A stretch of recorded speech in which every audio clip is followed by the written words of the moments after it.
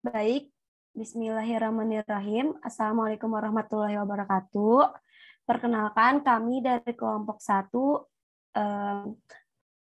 tentang W teori, yang dimana anggotanya ada Ega Ganda, Eka Sutisna, Elvila Jahra, Enak Luciana, Erbal Kaina, Eva Indriani, Fadilah Rizky Ningtyas, dan Fahrizal Rizky. Oke, nggak lama-lama, kita langsung aja ngebahas tentang teori ini, yang dimana pendahuluannya akan dibahas oleh Luciana. Dipersilakan kepada Luciana. Baik, terima kasih kepada moderator. Di sini saya akan membacakan tentang pendahuluan, yang dimana teori jarum hipodermik itu termasuk ke dalam konteks komunikasi massa. Menurut Bittner 1980, komunikasi massa adalah pesan yang dikomunikasikan melalui media massa pada sejumlah besar orang. Definisi komunikasi massa psikologi, komunikasi massa oleh Jalaluddin Rahmat, menurut Meledje 1963, komunikasi massa diartikan sebagai setiap bentuk komunikasi yang menyampaikan pernyataan secara terbuka, melalui media penyebaran teknis secara tidak langsung dan satu arah kepada publik yang tersebar. Terima kasih, saya kembalikan kepada moderator.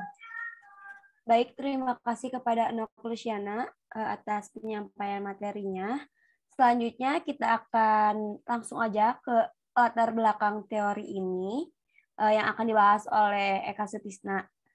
Dipersilakan kepada Eka. Ya, latar belakang. Latar belakang yaitu atau latar belakang dari teori bulat itu yaitu pada zaman perang, penguasa menjadikan media massa sebagai alat propaganda untuk menakuti musuh dan menciptakan loyalitas kepada rakyat untuk mendukung kebijakan penguasa tersebut. Dan pada umumnya, khalayak dianggap hanya sekumpulan orang yang homogen dan mudah dipengaruhi. Saya lanjutkan kepada moderator. Baik, terima kasih kepada Eka Sutisna atas penyampaian materinya. Selanjutnya kita akan ngebahas tentang sejarah, yang dimana ini akan kita bahas tentang sejarah adanya teori ini, gitu, yang akan dibahas oleh Elvira. Dipersilakan kepada Elvira. Terima kasih kepada moderator. Saya akan membahas tentang sejarah. Teori jarum hipodermik lebih lama dikenal sebagai teori peluru, di mana teori ini merupakan konsep awal sebagai efek komunikasi massa, yang pada akhirnya dinamakan hypodermic needle theory oleh para teoritis komunikasi pada tahun 1970-an. Karena seperti jarum suntik raksasa yang mampu menyuntikkan ide-ide atau informasi ke aliran darah khalayak yang dianggap pasif. Teori ini ditampilkan pada tahun 1950-an setelah peristiwa penyiaran berita secara singkat di stasiun radio CBS di Amerika Serikat yang berjudul The Invasion from Mars. Wilbur Schramm 1950-an mengatakan bahwa seorang komunikator dapat menembakkan peluru komunikasi yang begitu ajaib kepada khalayak yang pasif tidak berdaya. Terima kasih. Sekian, dikembalikan kepada moderator. Baik, terima kasih kepada Elvira atas penyampaiannya. Selanjutnya kita akan ngebahas ringkasan teori yang akan dibahas oleh Ega Ganda. Dipersilakan kepada Ega Ganda. Baik, selanjutnya yaitu ringkasan materi. Ringkasan teori, ya maaf. Teori jarum hipodermik ini sebagai konsep awal efek komunikasi massa yang berkembang pada tahun 1930 sampai 1940-an dan merupakan teori media massa pertama yang ada. Definisinya yaitu teori media massa yang dapat menimbulkan efek yang kuat, langsung, terarah, dan segera. Teori ini berasumsi bahwa media massa secara langsung, cepat, dan mempunyai efek yang kuat atas massa audiens. Juga media massa digambarkan lebih pintar dan lebih segalanya dari khalayak, karena media massa seperti jarum suntik raksasa yang menyuntik ide-ide atau informasi ke aliran darah khalayak. Model dari teori ini adalah aliran satu tahap, yaitu dari media langsung kepada khalayak, di mana orang-orang dianggap sebagai sekumpulan orang yang homogen dan pasif sehingga apapun yang diberikan media dapat diterima begitu saja oleh mereka, bahkan bisa menjadi kebudayaan baru dalam kehidupan mereka. Sekian, terima kasih. Kembalikan ke moderator.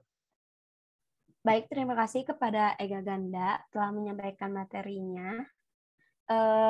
Selanjutnya akan kita bahas dari definisi yang akan disampaikan oleh Eva Indiani. Dipersilakan kepada Eva. Baik, terima kasih moderator. Dalam definisi ini saya akan menjelaskan bahwa dalam komunikasi massa, jarum hipodermik merupakan media massa yang dapat menimbulkan efek yang kuat, langsung, terarah, dan segera. Teori jarum hipodermik merupakan kekuatan media yang begitu dahsyat sehingga bisa memegang kendali pikiran khalayak yang pasif dan tidak berdaya. Dikutip dalam website http://jurnal komunikasi.com, teori ini memprediksi dampak-dampak komunikasi massa yang kuat dan kurang lebih universal pada sen audience menurut Severin Buener J. pada tahun 2005. Terima kasih. Saya kembalikan kepada moderator. Baik, terima kasih kepada Eva atas penyampaian materinya. Selanjutnya kita akan bahas aspek dari teori ini, teori ini yang akan dibahas oleh Fahrizal. Dipersilahkan kepada Fahrizal. Ya, terima kasih Bu moderator. Langsung saja kepada materinya. Aspek teori terdiri dari 2 poin, yaitu yang pertama, media massa memiliki kekuatan yang luar biasa, sanggup menginjeksikan secara mendalam ide-ide ke dalam benak orang yang tidak berdaya. Yang kedua, mass audience dianggap seperti atom-atom yang terpisah satu sama lain, tidak saling berhubungan, dan hanya berhubungan dengan media massa. Sekian, saya kembalikan ke moderator.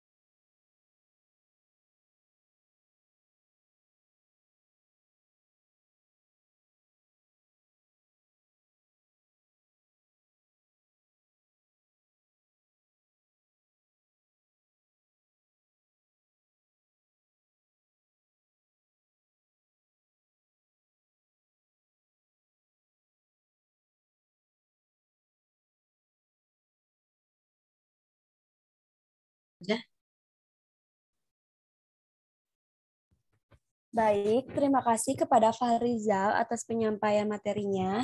Selanjutnya kita akan ngebahas tentang asumsi teori yang dimana dibahas oleh Fadilah. Dipersilakan kepada Fadilah. Baik, terima kasih.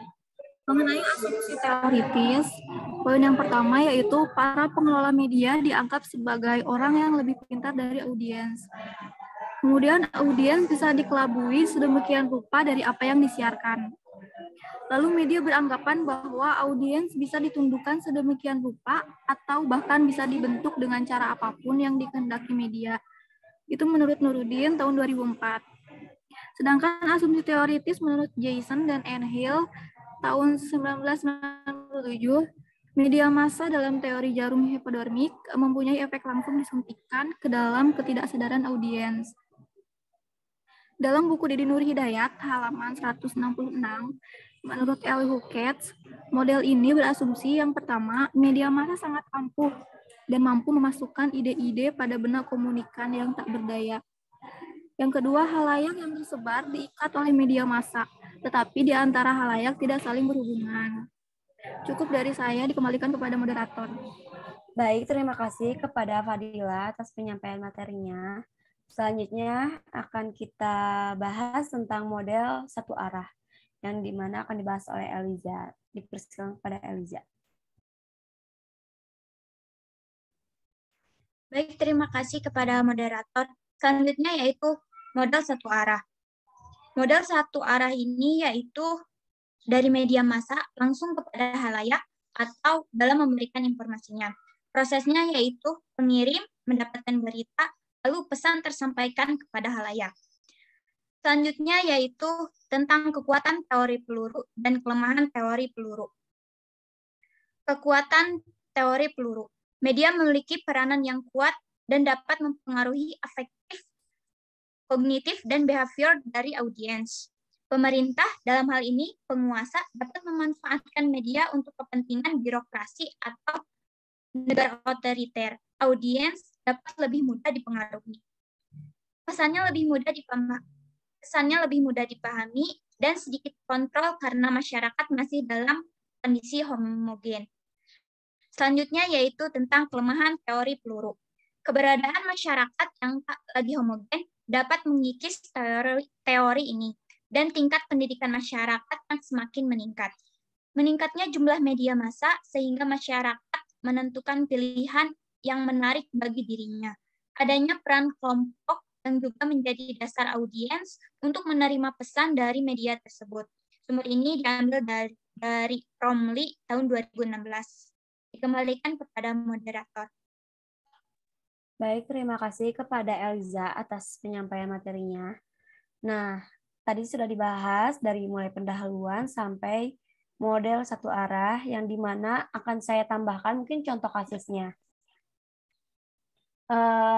Saya ambil contoh kasusnya dari air mineral yang bermerek Aqua. Nah, di mana air Aqua ini dia melakukan personal branding dengan cara dia memperkenalkan bahwa air Aqua ini diambil dari sumber mata air yang diolah secara sedemikian rupa, yang berisi kandungan-kandungan zat yang sangat bagus untuk untuk tubuh, yang dimana itu dipublikasikan secara umum, mungkin di media televisi atau media-media yang lainnya. Nah, di mana itu salah satu doktrinisasi kepada masyarakat untuk mengkonsumsi mineral yang dari merek Aqua. Walaupun untuk saat ini banyak brand merek-merek lain yang dari mulai kemasan, mungkin dari packaging-nya dia lebih bagus, lebih unggul, tapi Aqua ini dia membuat doktrinisasi bahwa Aqua ini yang terbaik dari sumber mata air yang bagus gitu. Nah, itu contoh kasusnya. Selanjutnya karena udah kita sampaikan semua, kesimpulan dari materi ini adalah sebentar.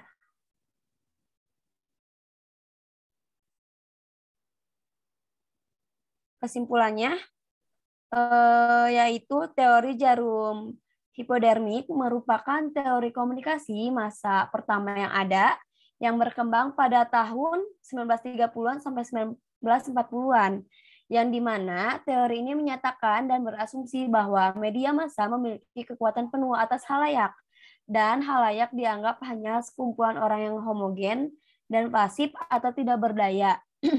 Karena apa yang diberikan media massa itu, baik itu berupa informasi, gaya hidup, dan yang lainnya, selalu dengan mudah halayak terima. Serta teori ini berkenaan dengan perubahan perilaku seseorang, yang dimana halayak dapat berperilaku terhadap apa yang diberikan media massa, seperti peristiwa penyiaran di radio CBS tentang invasi dari Mars di Amerika Serikat pada tahun 1950. Nah, padahal sebenarnya itu semua tidak terjadi. Namun, media massa dengan konsep yang kuat dapat meyakinkan orang-orang di Amerika Serikat bahwa invasi dari Mars memang sedang terjadi. Sehingga sekitar 1 juta orang penduduk di Amerika Serikat ini percaya bahwa berita tersebut itu benar, dan kondisi pada saat itu pun menjadi sangat genting dan penuh kekacauan. Mungkin cukup sekian dari dari penyampaian yang kami sampaikan. Mohon maaf bila banyak kesalahan. Terima kasih kepada teman-teman yang lain. Wallahu muwaffiq ila aqwamit thoriq. Wassalamualaikum warahmatullahi wabarakatuh. Waalaikumsalam warahmatullahi wabarakatuh. Waalaikumsalam warahmatullahi wabarakatuh.